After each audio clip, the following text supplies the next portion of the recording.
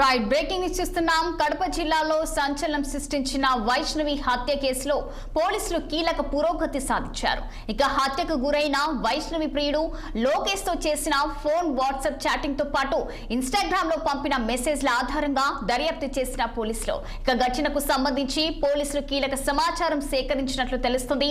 కుటుంబ సభ్యులే హత్యకు పథకం రచించి ఈ దారుణానికి ఇక ఒడిగట్టినట్లు కూడా ప్రాథమిక అంచనాకు వచ్చినట్లు కూడా తెలుస్తుంది. ఇక జిల్లా ఎస్పీ ఈజీ అశోక్ కుమార్ ప్రత్యేక బృందాలను ఏర్పాటు చేసి 4 నిందితులను అదుపులోకి తీసుకున్నట్లు తెలుస్తుంది. ఇక ప్రత్యక్షంగా హత్యలో పాల్గొన్న వైష్ణవి అన్న సురేందర్ తో పాటు కొండయ్య, బ్రహ్మయ్య మరో వ్యక్తిని అదుపులోకి తీసుకొని ఆధారాలు సేకరించినట్లు పోలీసు వర్గాలు ఇక తెలుపుతున్నాయి. ఇక ఇదే అంశంపై మరింత సమాచారం మా కడప ప్రతినిధి యూసుఫ్ ఫోన్ లైన్ లో అందించేందుకు సిద్ధంగా ఉన్నారు. ఇక చెప్పండి యూసుఫ్, మరి కడప జిల్లాలో ఈ యొక్క సంచలనం సృష్టించిన వైష్ణవి హత్య కేసులో అయితే మరి కీలక పురోగతి అయితే సాధించినట్టు తెలుస్తుంది. మరి అలాగే వాట్సాప్ చాటింగ్ తో పాటు ఇన్స్టాగ్రామ్ చాటింగ్ లో పంపిన మెసేజ్ల ఆధారంగా కూడా దర్యాప్తు చేస్తున్నారు పోలీసులు. మరి అప్డేట్స్ ఏంటి?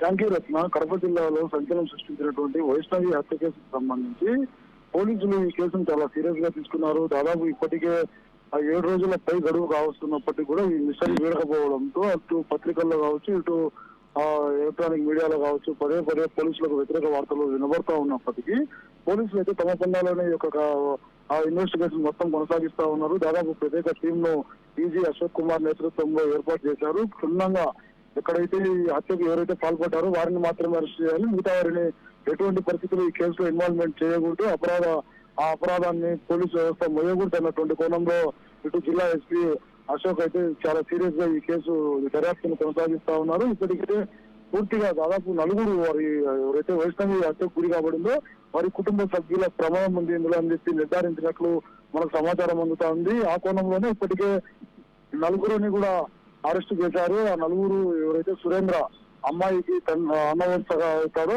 సురేంద్రతో పాటు మరో 3 వ్యక్తులను కూడా అదుపులోకి తీసుకున్న విచారణ కొనసాగించి వారు దాదాపు ఇప్పటికే నేరంగీకారం కూడా చేసినట్లు వార్తలు అందుతా ఉన్నాయి. ఇవాళ రేపు వారిని కూడా అరెస్టు చేసి రిమాండ్ కి తరలించేటువంటి క్రమాన్ని అయితే పూర్తిగా సంసిద్ధం చేశారు. వైష్ణవిని అంత పైశాచికంగా హత్య చేసి కేవలం ఈ పరువు హత్యగానే చేశారా, లేకుంటే ఆస్తి తగాదాలు కావచ్చు, మరో వ్యవహారం ఏదైనా దీని వెనుక ఉందా అన్నటువంటి కోణంలో అయితే ప్రస్తుతంగా పోలీసులు సమాచారం సేకరించారు. అటు జమ్మలమడుగు డిఎస్పీ కూడా దీనిపై పూర్తిగా పర్యవేక్షణ కొనసాగించి ఎవరైతే చాటింగ్ చేసింది ఈ చాటింగ్ వ్యవహారం కుటుంబ సభ్యులకు ఎప్పుడు బయటపడింది, ఆమె ఇన్స్టాగ్రామ్ లో అబ్బాయితో ఏ సందర్భాల్లో కలిసేటువంటి వ్యవహారాన్ని నడిపింది, ఇదంతా కూడా పోలీసులు క్లుప్తంగా బయటికి తీశారు. దీన్ని గమనించి హత్యకు గురి కాక ముందే దాదాపు 3 నెలల నుండి కూడా కుటుంబ సభ్యులు పథకాన్ని రచించారు. అందులో వాళ్ళ అన్న సురేంద్ర కీలక పాత్ర పోషించాడు. ఆ తర్వాత కొంతమంది వ్యక్తులను తీసుకొని హత్యకు పాల్పడ్డాడని చెప్పి నిర్ధారించారు.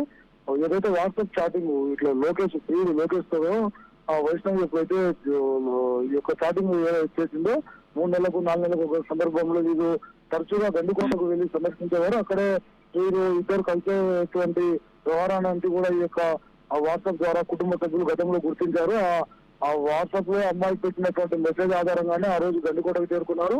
అక్కడ ఉన్నటువంటి కొంతమంది ఈ యొక్క బంధువులను తీసుకొని ఈ హత్యకు అన్నటువంటి నిజ నిర్ధారణ అయితే చేసినట్టు ఇప్పటికే తెలుస్తా ఉంది. ఈ కోణంలోనే పోలీసులు పూర్తి విచారణ కొనసాగించారు. అందుకు అనుగుణంగానే కేసులను కూడా ప్రిపేర్ చేశారు. ఇవాళ రేపు వారిని రిమాండ్ కూడా తరలించేటువంటి అవకాశం కనబడతా ఉంది. డిఐజీ కోయా ప్రవీణ్ స్వయంగా మొదటి రోజు ఈ యొక్క అంశంపై ఈ యొక్క ప్రకటన చేసిన తర్వాత కూడా 7 రోజుల పాటు ఈ కేసులో నిర్లక్ష్యం వహించడం పట్ల ఇట్లు పోలీసు వ్యవస్థపై పూర్తిగా విమర్శలు వెల్లువెత్తాయి. ఇప్పుడు దానికి అనుకూలంగానే పోలీసులు కూడా పకడ్బందీ వ్యూహంలోనే ఈ యొక్క కేసును ఛేదించారని చెప్పి భావిస్తా ఉన్నారు. పూర్తిగా ఇంకొకసారి ఇటువంటి హత్యలకు పరువు హత్య అని చెప్పి అందరూ మొదటగా భావించారు. మొదటగా ప్రియుడు చంపాలని చెప్పి భావించినటువంటి వారు తర్వాత పరువు హత్యగా ఈ కేసు మలుపు తిరిగింది. ఆ తర్వాత ఇప్పుడు ఆస్తి కోసము ఈ యొక్క హత్య జరిగిందన్నటువంటి ఒక పెద్ద కోణం అయితే బయటకు రావడము ఇటు పోలీసు వర్గాల్లో కూడా పెద్ద తీవ్ర చర్చనీయాంశంగా మారింది. స్థానికంగా ఉన్న వారికి అప్పటికే అక్కడ ఎవరైతే వైష్ణవి వాళ్ళ బంధువర్గం ఉన్నారో వారందరికీ కూడా సమాచారం మొదటగానే తెలుసు. హత్య జరిగిన రోజే ఫలానా వారు హత్య చేశారని చెప్పి స్థానికులకు తెలిసినప్పటికీ కూడా పోలీసులకు సమాచారం ఇవ్వకపోవడంతో ఈ కేసు అంతా కూడా ఓ పెద్ద చిక్కుముడిగా ఏర్పడింది. ఈ చిక్కుముడిని ఈజీ అశోక్ కుమార్ అయితే చాలా సున్నితంగా వ్యవహరించి దీన్ని బయటికి తీశారని చెప్పి అటు మనకు సమాచారం అందుగా ఉంది. Rachana. Thank you for the updates Yusuf.